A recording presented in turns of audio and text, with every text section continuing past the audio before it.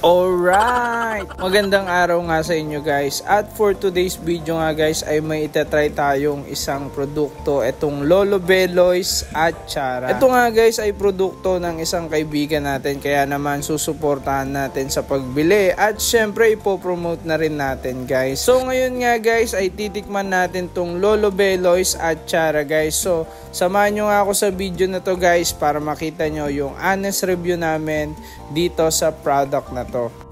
So guys, magandang araw sa inyo. Titikman na natin guys yung atsara ni Lolo Beloy. So product to din na Kuya Maki, yung ka-church po natin.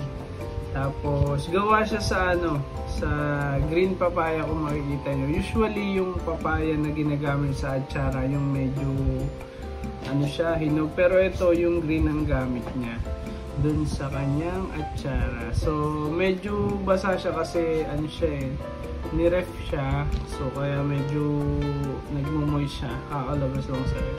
So titingnan natin ngayon kung masarap. Subukan natin. Ayan guys, so punong-puno talaga napaka-generous sa serving, talagang punong-puno. So kumuha lang tayo kumuha lang tayo ng small portion. Tapos lalagyan natin syempre ng niya. Yung katas niya guys. Kasi nandiyan yung lasa niya. So, tikman na natin.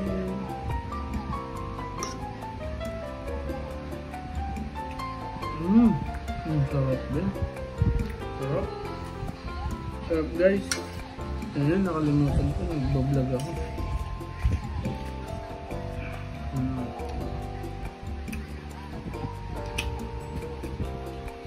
Pero biro din, masarap.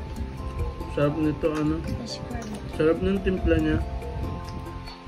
Sakto lang yung asim, yung tamis sakto lang.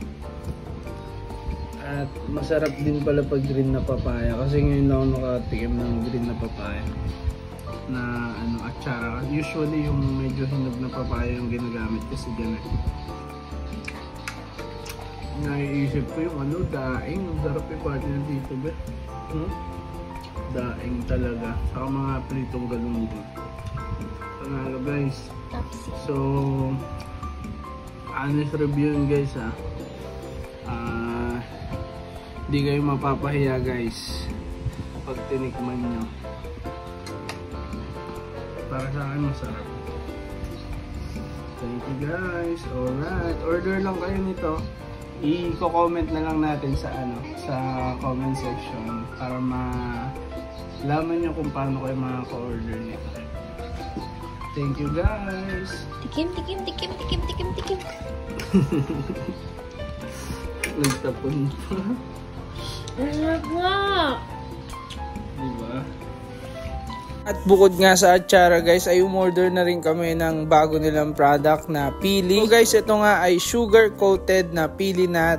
So mabibili nyo din yan dun sa kanilang FB page. So guys, i-comment na lang namin sa comment section yung kanilang FB page para maka-order kayo. Alright!